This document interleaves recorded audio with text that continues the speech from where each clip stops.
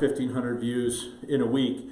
But I want to, if my stuff will cooperate, I want to revisit just briefly some things here from Sylvia. If you guys recall, last time had a question about what the little book was in Revelation 10 and this instruction to eat it.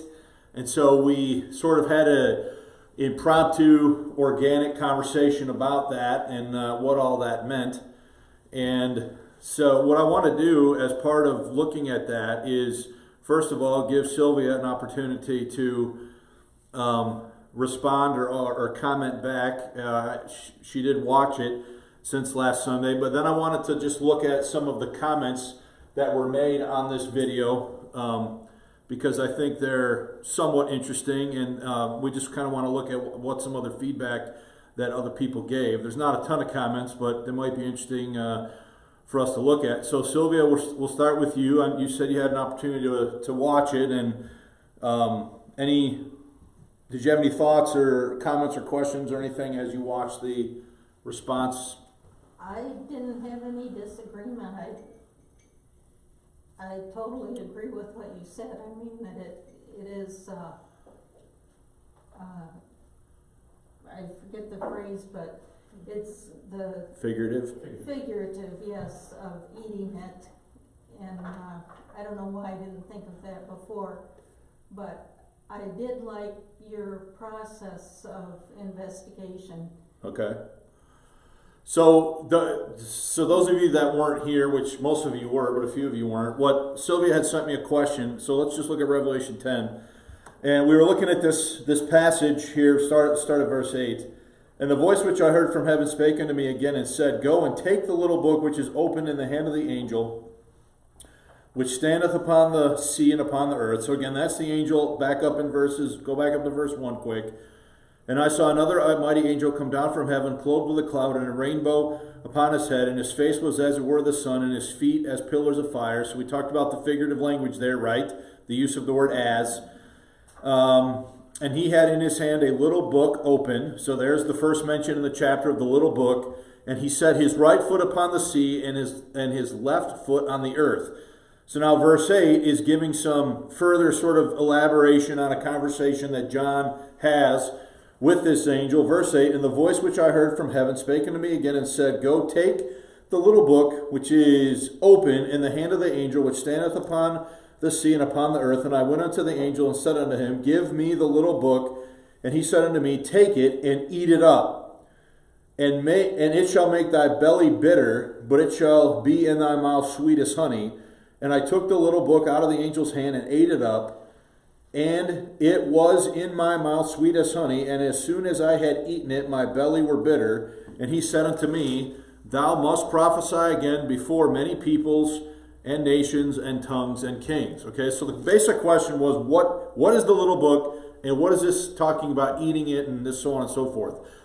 So we were very organic last Sunday, and what I mean by that is I didn't prepare anything in advance, and we just sort of went through a process of questions and looked at some things from some tools, and that led us to, make some comparisons about other prophetic statements in Jeremiah, and I think the other one might have been in Isaiah, where what's that? It was Ezekiel. Yeah, it was Ezekiel about, eating the roll, eating the words, some of those kinds of things, and then what the prophecy might be. And I had suggested, after we went through sort of a conversation about that maybe the little book is the contents of the book of Revelation itself that John is now going to write about. And we talked about how that was figurative language. Eating the roll, eating the words, eating the book is figurative language for really getting it inside you, making sure that you understand it, etc. Okay? So that was some of what we said. Now, there were some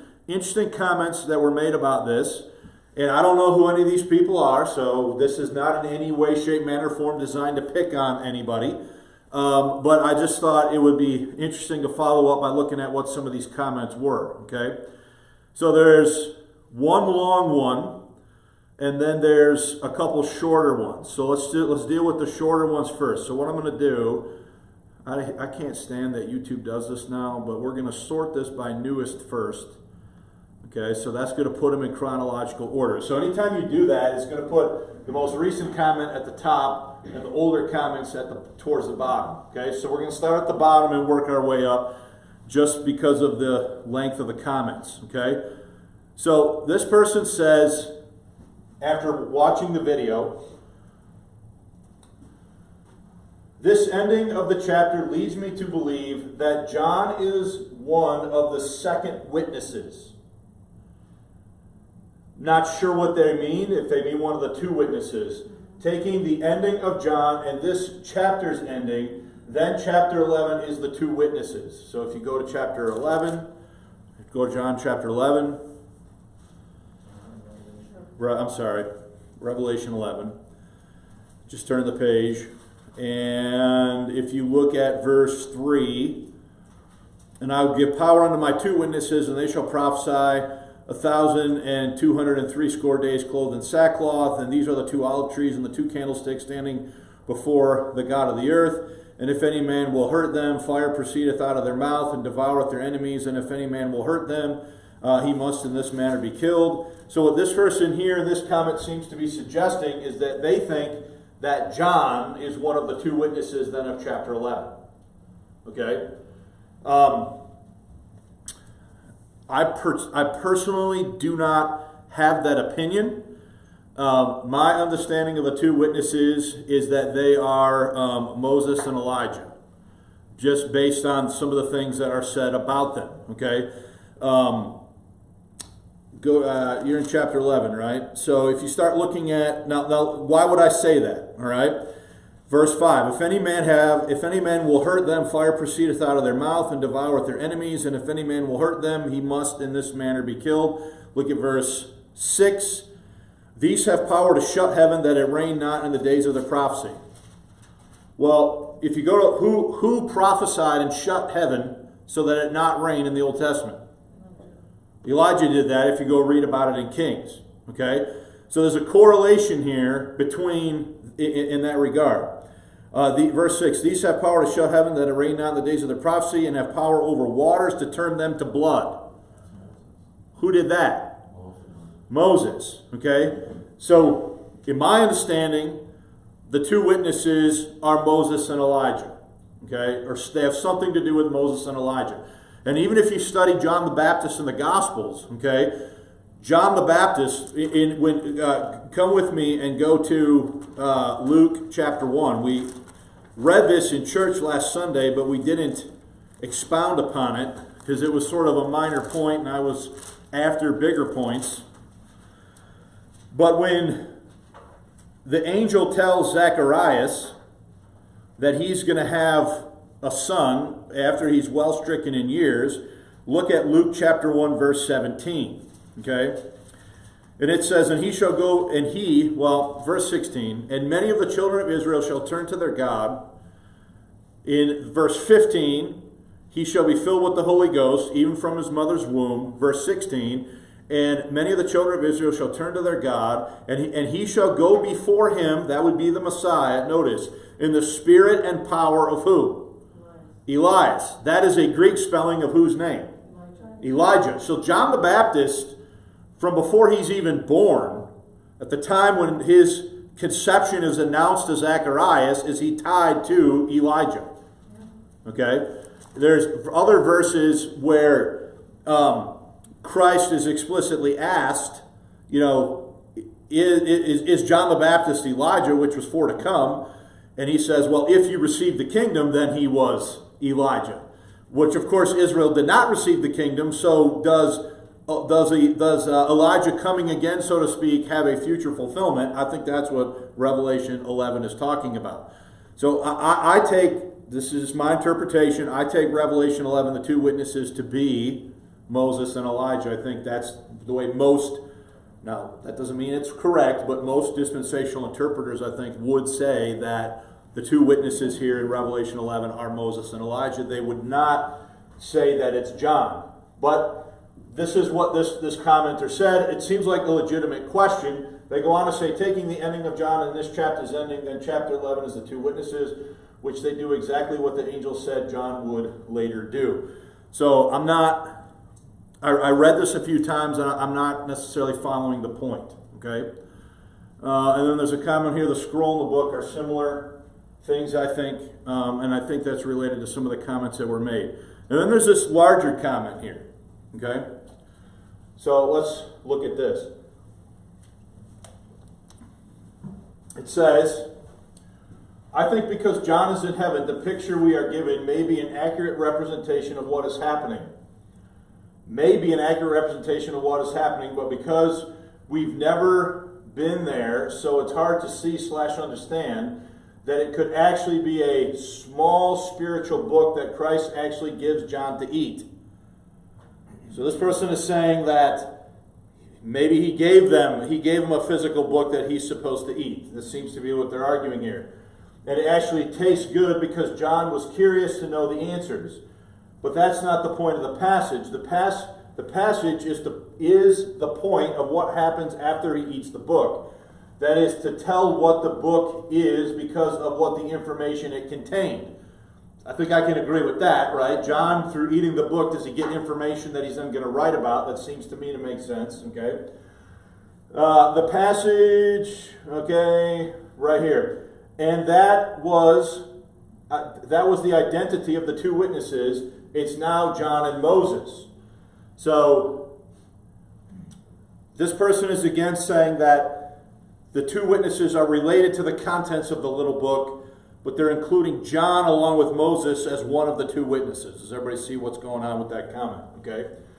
John is bitter now because he sees he will go through another death, or possibly he doesn't even care about that, but his stomach gets bitter because he better understands the role of the two witnesses, or it could be both of these, etc.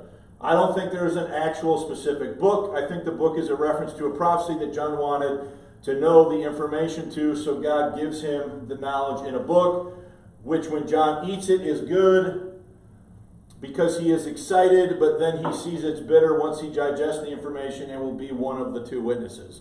So the commenter is obviously saying that they're making a connection between John eating the book and then what is said in the next chapter about the two witnesses, okay?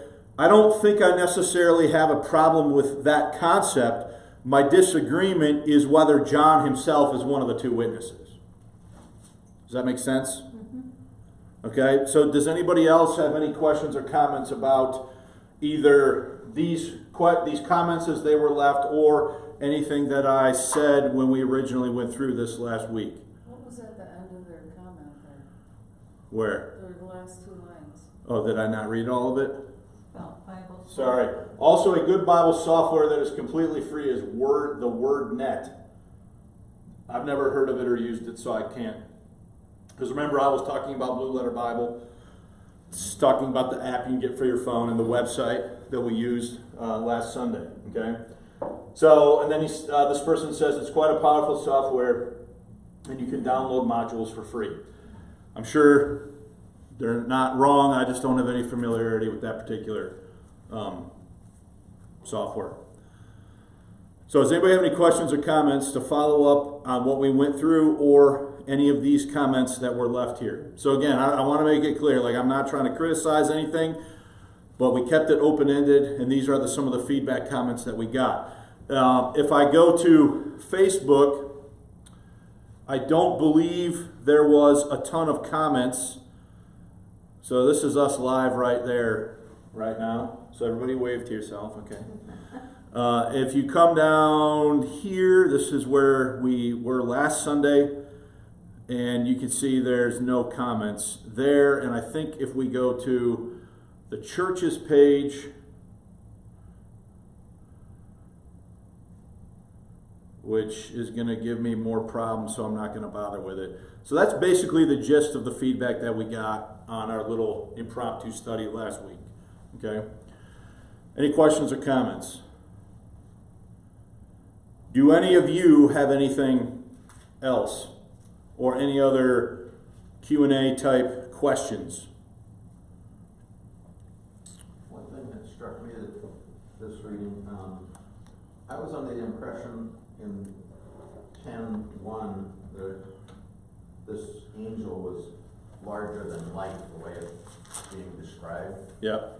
And in 8 and 9, where it actually hands him, it sounds like he's human size in that verse. Because he hands him the Bible, he doesn't have to, like he's going up to the mountain to receive it from this giant. Well, it's an interesting point. Like, is the book described as a little because it's compared to the immensity of the angel? I don't know. Or is it little because of the size of it as far as its contents? We don't know. I do agree with you when you look at chapter 10, verse 1. It appears that this is some sort of a colossus, right? Some sort of a... are you guys familiar with the political cartoon from probably over 150 years ago called The Rhodes Colossus?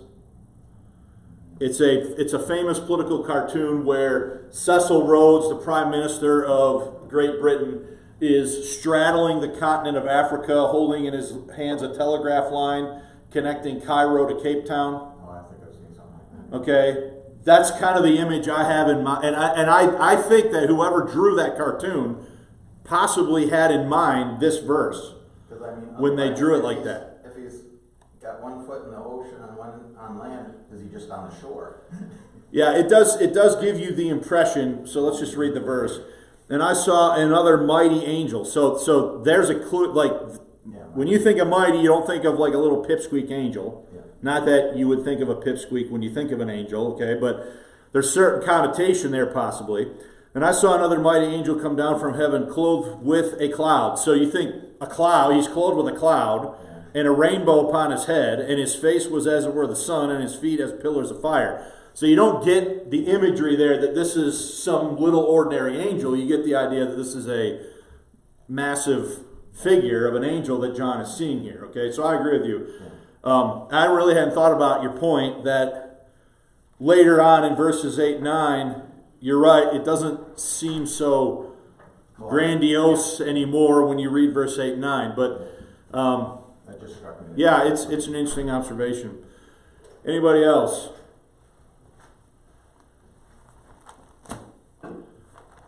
All right, if you don't have anything, turn to Ruth chapter 2.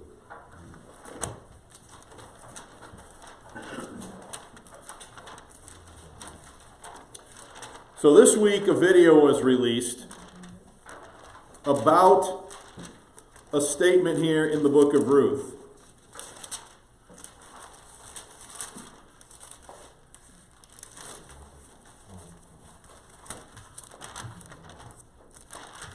Ruth chapter 2. Why can I not find Ruth? Joshua judges Ruth. There we go. Ruth chapter 2. So a video was released this week on a topic here related to verse 16. Okay, now I'm not going to tell you who made the video or anything like that. To me, that's not important. We just want to talk about what this means. All right, so look at Ruth 2, verse 16. It says, so we're just going to read verse 16, and then we'll kind of go through a process on this as well. Verse 16. It says, and let fall also some of the handfuls of purpose for her, and leave them that she may glean them, and rebuke her not. Okay? So the question is, what does handfuls of purpose mean? All right? What does handfuls of purpose mean? So before we do anything else, does anybody have an opinion or thoughts on, don't read anything else. Just tell me, what do you think it means at first blush? Handfuls of purpose. What does that mean? Intentionally. Intentionally. Ken says intentionally. Anybody else? I read it kind of on purpose. On purpose? Yeah. Okay, so if something is intentional, it would be being done on purpose. So similar concepts there. Anybody else? Now let me ask you this. Ken and Sylvia, and anyone else can chime in here. What makes you think that's what it means? On purpose or intentionally? Well, so she could have some gleaning. Okay. Ken? Well, typically when a farmer does fields, there are some losses that somebody could potentially pick up. Okay, so What did he have to say? okay, interesting. Amy, you look like you want to say something. I'm thinking.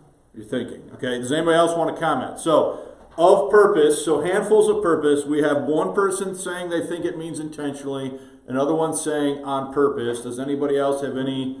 Would handfuls mean like abundant? Yes, that's the way I see it. A lot of purpose. A lot of purpose. The amount of purpose. So, a lot of intentionality. Yes. A lot of on purposeness. Is it figurative? What do you mean? Well, does it have some meaning other than literal? Okay. So we got a lot of interesting thinking here, and we haven't done anything except read the verse and me ask you some questions, right? You guys with me so far? Let's go to read verse 15 first now and see if it helps.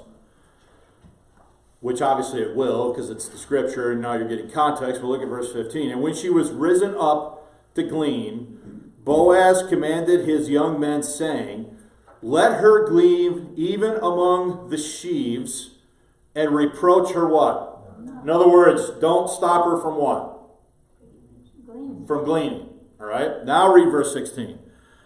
And let fall also some of the handfuls of purpose for her. Okay? Let fall also some of the handfuls of purpose for her, and leave them, that she may glean them, and rebuke her not. Sounds like the young men are dropping things on purpose. Okay, so are they? So you understand, Eli, that Boaz is instructing his reapers to intentionally drop handfuls for her, which would be Ruth, to what? Win for herself. To pick up. Now, how many of you had a hard time understanding that from the verse? Well, if you've read the book before, you know. Okay, let's say, how many of you, it's been a long time since you've read these verses? Okay, but you come to them, and we haven't done anything as far, any sort of real deep digging or anything around on what this means yet, right? So the suggestion that was made in the video was that people are not going to understand the phrase handfuls of purpose, because it's an old way of speaking that isn't used we don't speak this way anymore, and so therefore we're not going to understand, okay, what handfuls of purpose means. I would suggest that just based on our informal conversation, without me giving you any further details, that we have pretty much already accurately identified what it means. Okay? It essentially means what? On purpose. Okay? So let's look at a couple things. So, we're going to search the OED for the word purpose.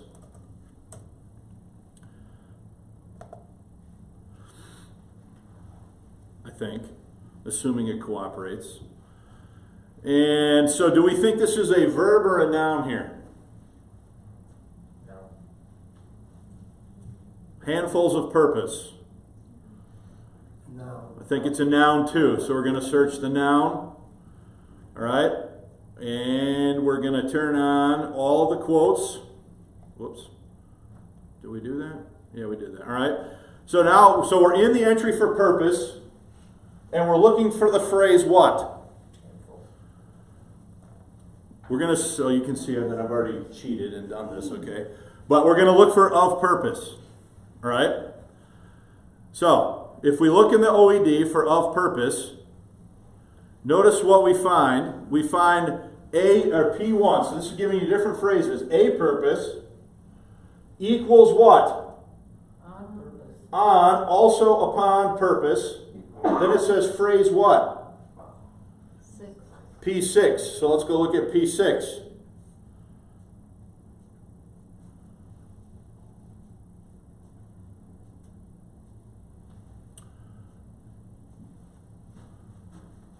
Of purpose, also out of, set purpose, without the following construction. Notice what? Equals what?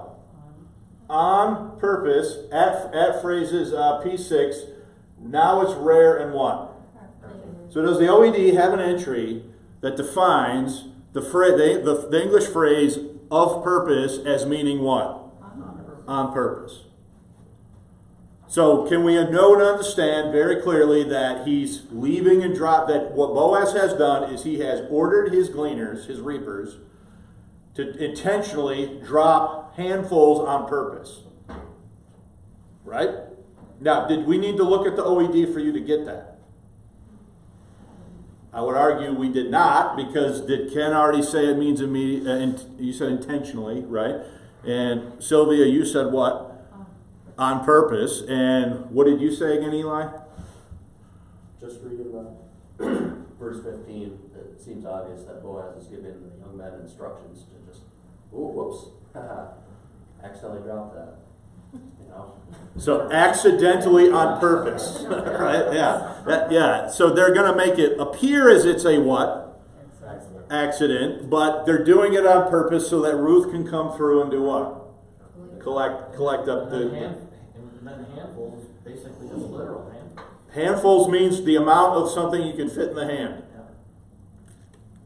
That's what handfuls means. Okay, so are they going to be dropping handfuls on purpose?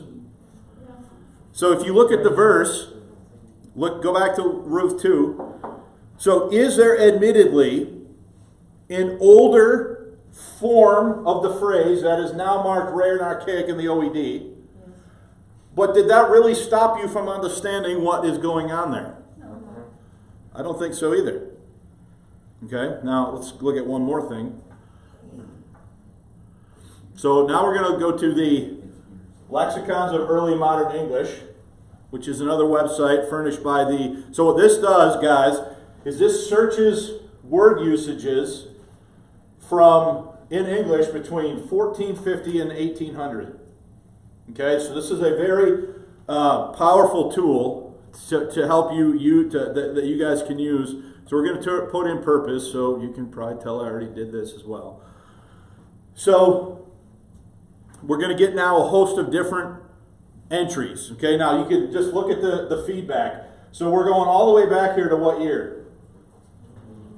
So when you search the phrase, when you search the word purpose in the Lexicons of Early Modern English, does it pull examples going all the way back to 1480? Now, is that well before the King James Bible? Yeah. Okay? Now, what we can do, so I'm also trying to teach you how to do some research here, okay? So now do we have a whole bunch? So let's just look. Do we have like a whole bunch of examples now from the Lexicons of Early Modern English? It's going to take 2 hours to read all that, right? So what phrase are we looking for? So now we can hit on this website, Control F, and we can get this window now. So now we can search this website for specific occurrences of what? Of purpose. Of purpose.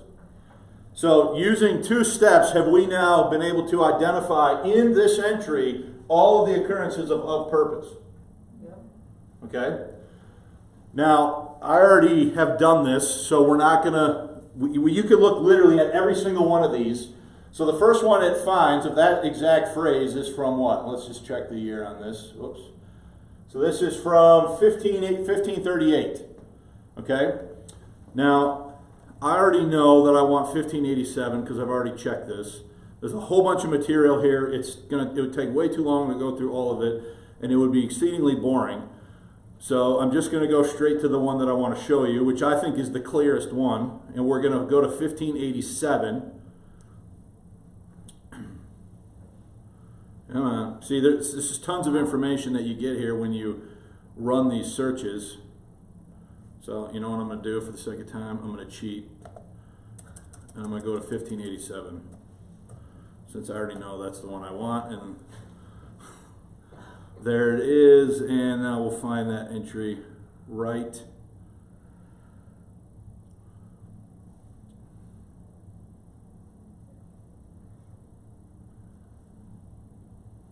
This one right here. So you say, well, what language is that? Because this is an interlinear. So what you can do now is you can come in here and highlight this. Control C, copy. Open up Google Translate.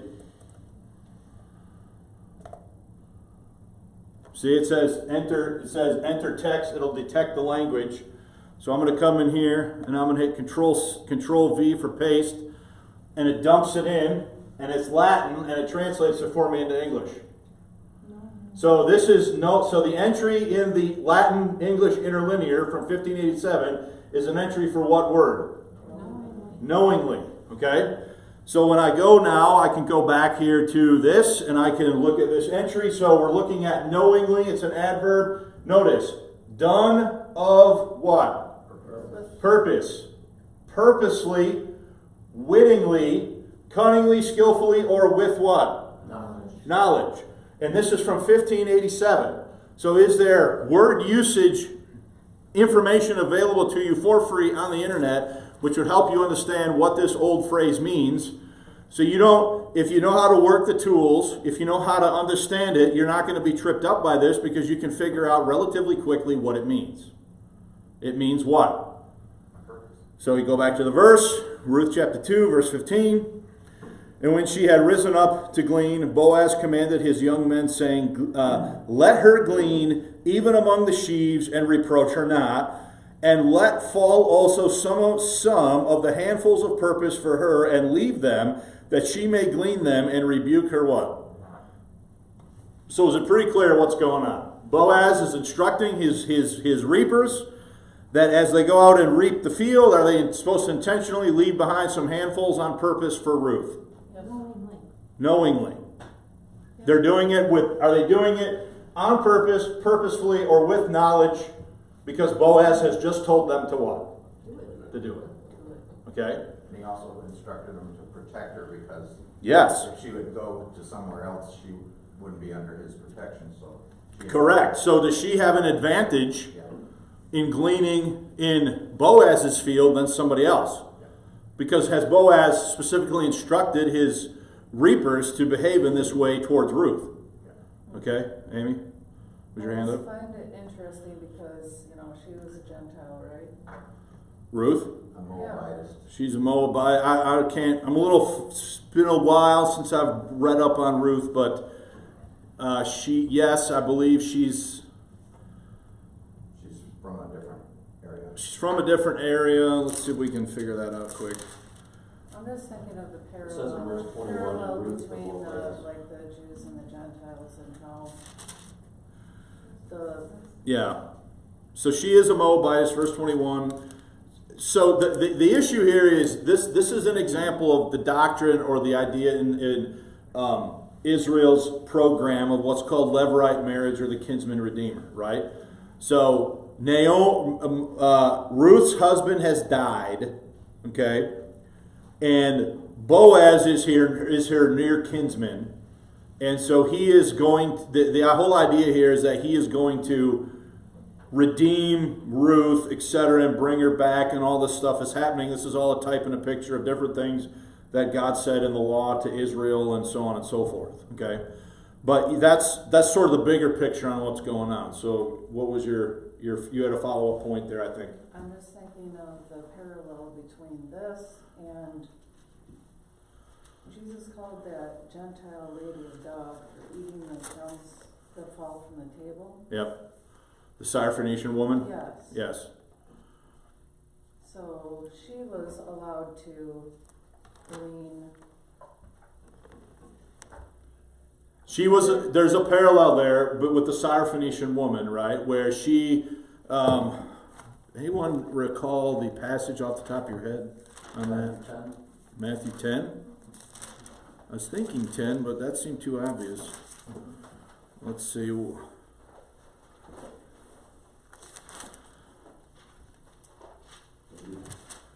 Matthew 10 is when he commissions the apostles.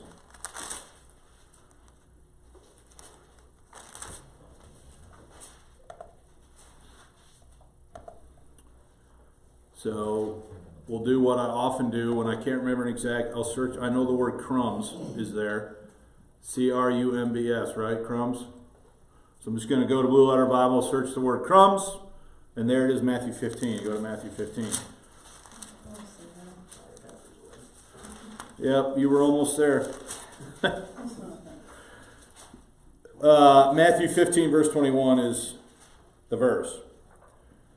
And Jesus went thence and departed into the coasts of Tyre and Sidon, and behold, a woman of Canaan, came out of the same coast and cried unto him, saying, Have mercy on me, O Lord, thou son of David. My daughter is grievously vexed with the devil. So this is clearly a Gentile woman. She's from Canaan. Notice how she approaches the Lord, though. She says, Oh, thou son of who? David. I think that's important. Verse 23, and he answered her not a word. So does the Lord initially ignore her? Yep. That's what the text says. And his disciples came and besought him, saying, Send her away, for she crieth after us. The disciples come and they're like, Lord, just get rid of this lady. She's bothering us. Okay? But he answered and said, I am not sent but unto the lost sheep of the house of Israel. Then came she and worshipped, saying, Lord, help me. So does she worship him as the Lord here? Yep. Okay? But he answered and said, It is not meet to take the children's bread and to cast it to dogs. So in other words, is the Lord saying she's, as a Canaanite woman, is she a Gentile dog that's not fit to eat the bread that, is served on the master's table, so to speak, right? And he answered and said, It is not meet to take the children's bread and cast it to dogs. And she said, Truth, Lord, yet the dogs eat the crumbs which fall from the master's table. Then Jesus answered and said unto her, O woman, great is thy faith, be it unto thee even as thou wilt. And her daughter was made whole from that very hour. So I think what you're saying here is there's a little bit of a parallel between Ruth being able to pick up the gleanings there from Boaz with what the Lord says here about the dogs eating the crumbs that fall from the master's table. So did you have another point there, Amy, other than to just point out the parallel, or was that were you just wanting us to note that, because I think it's a good point?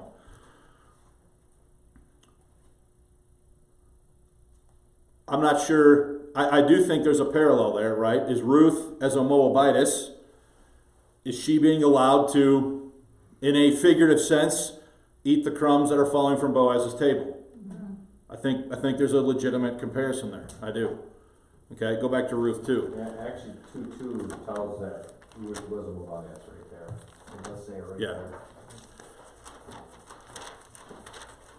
So I don't think that any of us have a hard time understanding the phrase handfuls of purpose. I do think, obviously, when we do a little bit of checking here, using a couple of the tools, we can, see that a little bit, possibly a little bit more clearly, but I don't think that any of us would have struggled to understand that phrase. It's the preposition of that throws you off.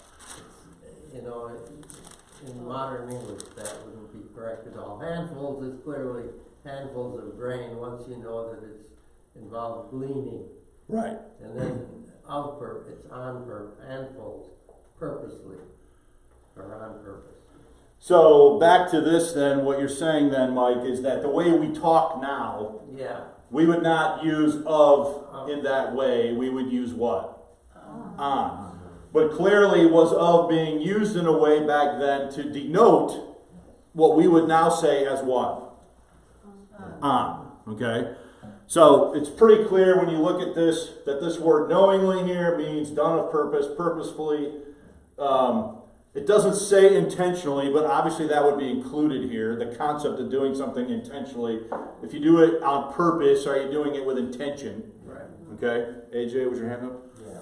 So what is the salacious point of interest? I guess that's because as I'm reading it, I know there's a. So the salacious point of interest, you would ask. So let me try to. So I'm going to pull up Ruth 2:16. So here's the verse, right, that we're looking at. The salacious, to use your language, not mine, the salacious point of interest is that you cannot adequately understand that verse in the King James because the language is dated. Okay, so readers of the King James will come to this and they'll say, they won't adequately understand what that phrase means, and what they should consider doing instead is using a modern version in this, because you'll see here in the New American Standard, it says, also you are to, so here's verse 15, okay? When she got up to glean, Boaz commanded his servants, saying, "Let her glean even among the sheaves, and do not insult her. Also, you are to purposefully slip out for her some grain from the bundles." So the implication of the video in question was that the language is too archaic to be understood in the King James, and if you just went to a modern version, you would get the meaning of purposefully, because it explicitly says what? Purposefully. And so therefore, therefore the argument was posited or suggested that unless you're a skillful reader of the King James, there could be some meaning there that you're missing because you're not familiar with the construct of purpose, when a modern version would just tell you straight up that that's what's going on. And I think some of this, though, is like Eli said, if you're taking it in context and you're reading it, I mean, that's what I do. If I miss something or I don't understand, I'll go back up and I'll take a couple, even a paragraph up if I'm reading a book, and say, okay, John Le Carre does this, and he often uses similes and pulls them out of nowhere from 4 chapters before. This isn't even that. This is literally within two sentences. Yeah, I agree. That was the, I forget the word you used, but that was the point of this particular video, was to say that you can't most readers are going to be tripped up by that language because they're not familiar with it, and therefore not be able to understand it, and they're going to be missing some sort of shade of meaning there that is going to cause them to have ambiguity about the text that they wouldn't have if they were using a modern version. Go ahead. Is this a grace person or no? No. Okay. This is not. Thank God. This is not. This is not somebody of our, dispensational persuasion, so to speak. Okay. But that's sort of. I just use that as an example to sort of as a test case to say to you guys, would you struggle with that? And what AJ brought up is what, in my opinion, most skillful readers of the Bible will do. If they don't, even if they're reading the King James, let's face it, okay? Are there certain words in the King James that are hard to understand? Yes. Yes. Is the King James more than 400 years old? Yes. So is there going to be some language, some forms of speaking that might be a little bit hard for us today, modern 21st century Americans, to get, and so are they going to require more work? Yes. Okay?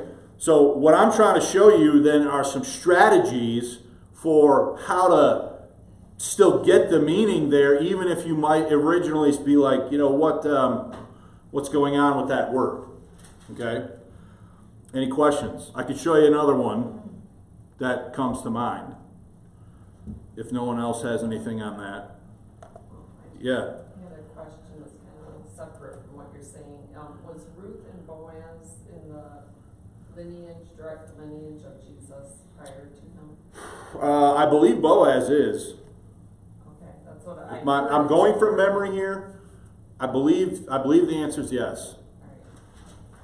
All right. I believe the answer is yes. If not, I'm sure I'll get corrected by the internet. Well, one thing that I think is pretty true is with all the modern versions, there's less study involved. It's more relying on other people who've done study. That's why they change a lot of the words, I think, to more modern forms or whatever. But when you're reading the King James, you're kind of forced to dig in for yourself and try to figure stuff out. Yeah, I would say that if you're going to read a King James Bible, you are probably going to have to resign yourself to the fact that there might be some extra study that you're going to have to do, research, to understand some things. Okay? Everybody go to Jeremiah 51. Let me show you another example here. I just had another question before that. And then it says, she went out to find ears of corn, whose sight I shall find grace. What does that mean?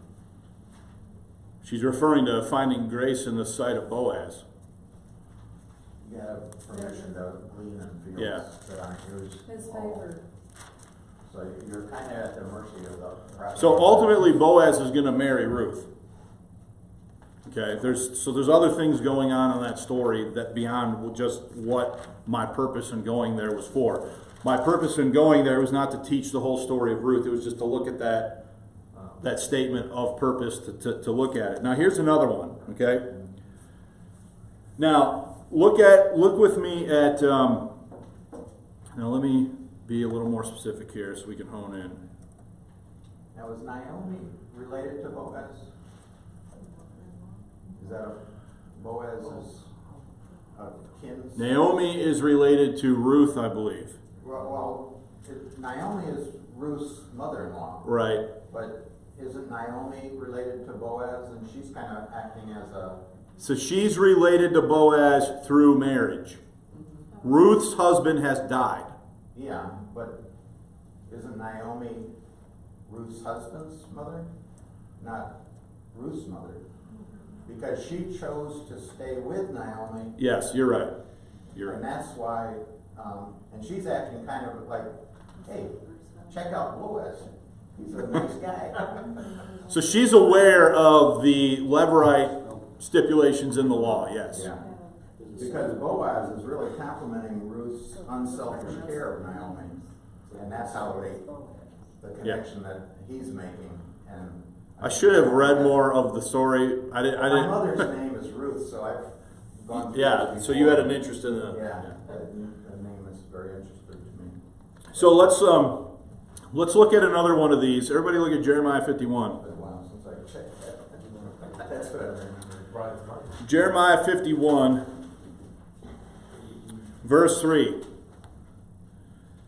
It says, against him that bendeth, let the archer bend his bow, and against him that lifteth up himself in his brigandine, and spare ye not your young men, destroy ye utterly all her host. Do not cheat.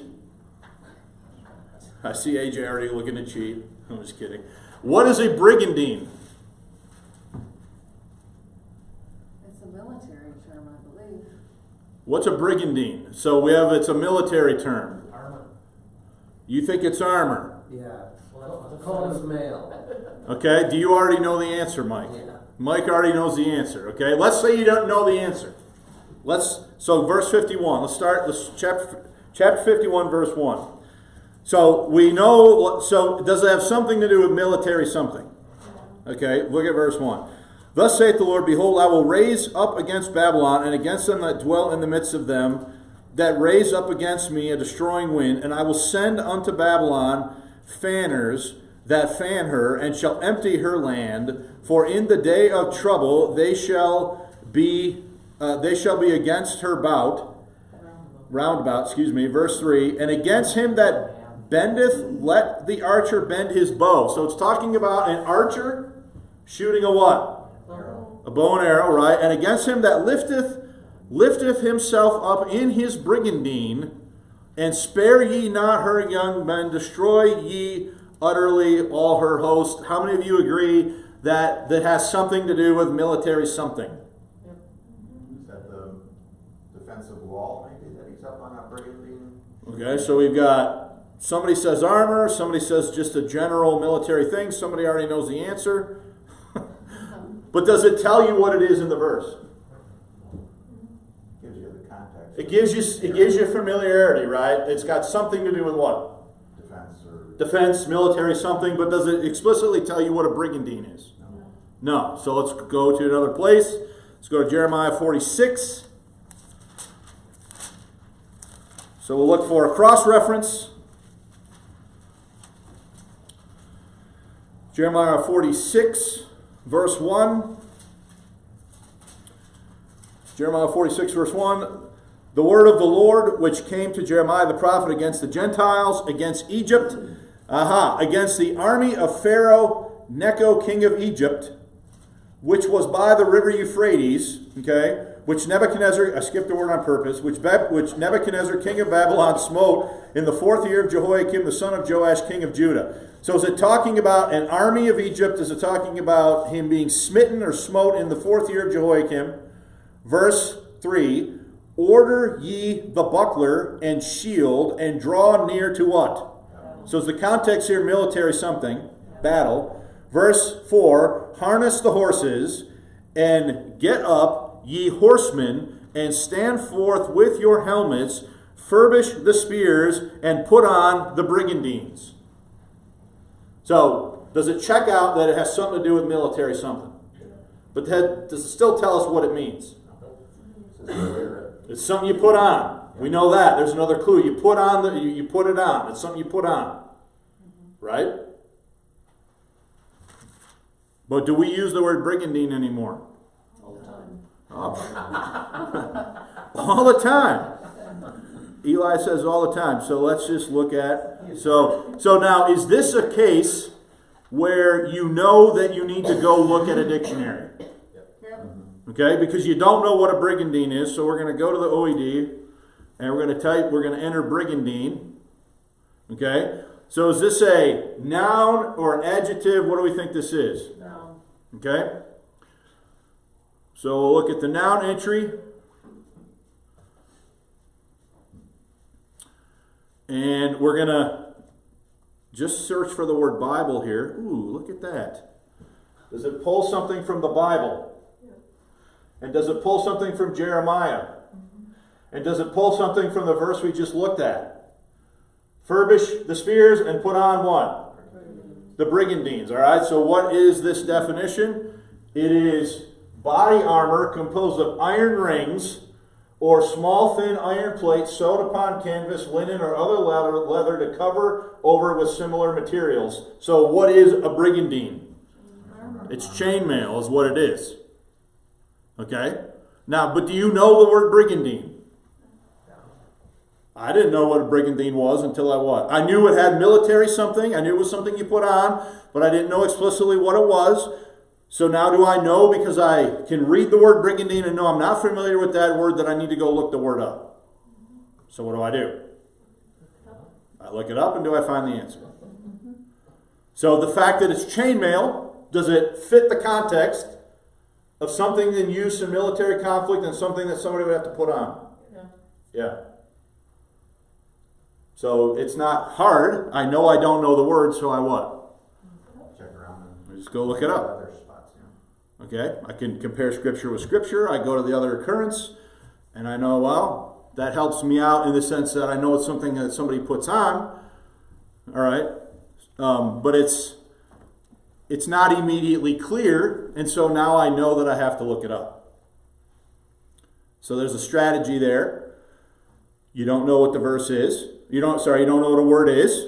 What should you do? Search and see if a form of that word occurs somewhere else. Look at it there, see if it helps you. If after you do that and you're still not helped, now do you know you need to go grab a dictionary? Now, I'm using the OED, which I admittedly pay for, but I could go equally to the Webster's Dictionary, which is free online. I could type in brigandine, and I could see that it's a coat of what? A coat of mail. The name has ceased to be used, okay? With its disuse of the thing, it consisted of thinly jointed scales of plate, okay? So it's chainmail is what it is. So were the ancient Israelites apparently using an early form of chainmail in their military battles against the different enemies of Israel? The answer is apparently what? Yes. Okay. So one of my main things here is just to kind of try to keep this informal and just show you how to think about if you encounter words in the King James that you don't understand, what kinds of different things you should try as far as to help yourself figure out what they mean. Okay? You know, my Bible, this is a King James Bible, but my Bible has footnotes by it. Some do. Because his doesn't, but mine does. Because by Brigandine, it's got the letter T, and then you go down here and it says armor. So then when you go back to 46, and when you go back to 46, where it says Brigandine, the footnote, then it says chainmail. So, chainmail. So yeah, I mean, if you have a Bible that does that, then you don't need to do what we just did, but mine doesn't do that. And so, you know, you just do a little bit of work, and you can figure out the answer. Yeah. So is the about Ruth to, like, let people know that they shouldn't have to be looking things up in the dictionary if they don't understand. I perceive one of the points of the video about Ruth was what you said, that you shouldn't have to do all of this stuff to understand it, because it says in the New American Standard Bible purposely. So you don't. So the Bible, in other words, should speak in the language of the people that are reading it, and we don't use the phrase "of purpose" anymore. So therefore, you're potentially missing meaning by the use of that phrase. And so what you should do, according to the creator of this video, is you should get a modern version and remove the ambiguity. But if you're reading any sort of other book and you found a word that you didn't understand, you just look it up. There are words in the NIV and all these other modern versions that people don't understand that they're going to need to look up. So it's not, to me, a lot of it is an inherent problem with just language in general and the way language works and the way, the meanings of words. The more I see the other versions, I'm more inclined to put them to the test and look things up there, especially when you know, for instance, the NIV is pulling out the blood of Christ. So I don't trust much of anything else. So if I come to something, like if I'm doing a comparative Bible and I'm looking at verses, if I'm scanning that, or if all I have access to is an NIV, I'm going to question just about everything. Whereas here, at least, I can, if I do one lookup, hey, I didn't understand the word, now I do know. Maybe we should wear little buttons that say, bring back Brigandine. That'll be an inside joke, but it's not that big a deal. We're running out of time. Let's just address this your blood of Christ comment just quick, okay? So everybody grab Colossians chapter 1. And grab Colossians chapter 1 and Ephesians chapter 7. No, said that wrong. Ephesians 1 verse 7 and Colossians chapter 1. Get Colossians 1 and Ephesians 1.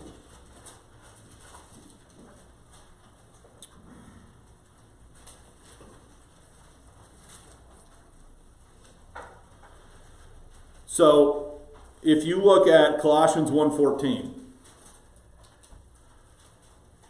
so let me call this up.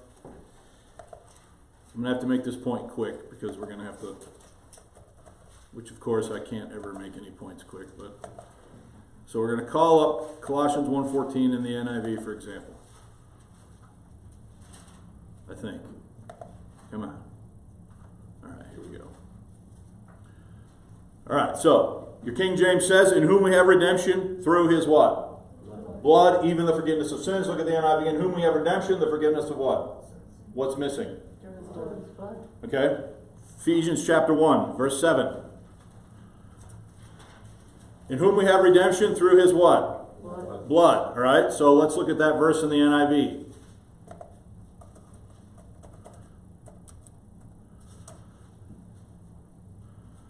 Here's Ephesians 1:7 in the NIV. In whom we have redemption through his what? Okay, so what the pro-modern version advocates will say is they will say this. Well, yeah, the blood of Christ isn't not in Colossians 1:14, but it's in Ephesians 1:7. And what a scribe did is they were familiar with Ephesians 1:7. And when they're copying Colossians 1:14, they inadvertently add the phrase through his blood to Colossians 1:14 to harmonize Colossians 1:14 with Ephesians 1:7. But the original text of Colossians 1:14 did not have the phrase through his blood because the oldest and best witnesses tell us this. That's what they're going to say. Okay? To which I would simply say, well, the Colossians, have they ever seen Paul? No. Go to Colossians 1, go to Colossians 2, verse 1. For I would that ye know what great conflict I have for you and for them at Laodicea, and as for as many as have not seen my face, where? Has Paul ever been to Colossae? No. So I scratch my head and I say, so do the Colossians need to know Yeah. that redemption is through the blood of Christ? Yeah. Yes. So what the modern text critical community does is they come to something like this and they realize that the King James only group is going to charge this with the removal of the critical phrase through his blood, and so then they come up with a reason to explain why that's not a big deal. And they say, well, the scribe here, he's harmonizing Ephesians 1 and Colossians 1, and he just inadvertently adds it, but it really wasn't in the original text, to which I say, well, then why is it in a whole bunch of manuscript witnesses, and do the Colossians need to know, a group that has never seen Paul's face in the flesh, he's never been there and preached to them himself, do they need to know that redemption is through his blood? I would say that they do. And so what ends up happening is they end up creating these situations that to me don't make any sense when you think about the fact that Ephesians and Colossians were they originally written as separate epistles to two different churches. And then later on were they collected together and put into the canon. You see what I'm saying? So yeah, a lot of the stuff, AJ, ends up not making a whole lot of sense. Okay? Now, I do realize that I just took a risk in going there because of time's sake. And I see I have another question here that I'm probably not going to... If you have a question, save it for next week, because I'm just being upfront with you. This week, again, with another holiday tomorrow and going back to school later in the week, we're going to have another sort of informal lesson next Sunday as well. So if you have any other questions, make sure that you bring them or send them to me.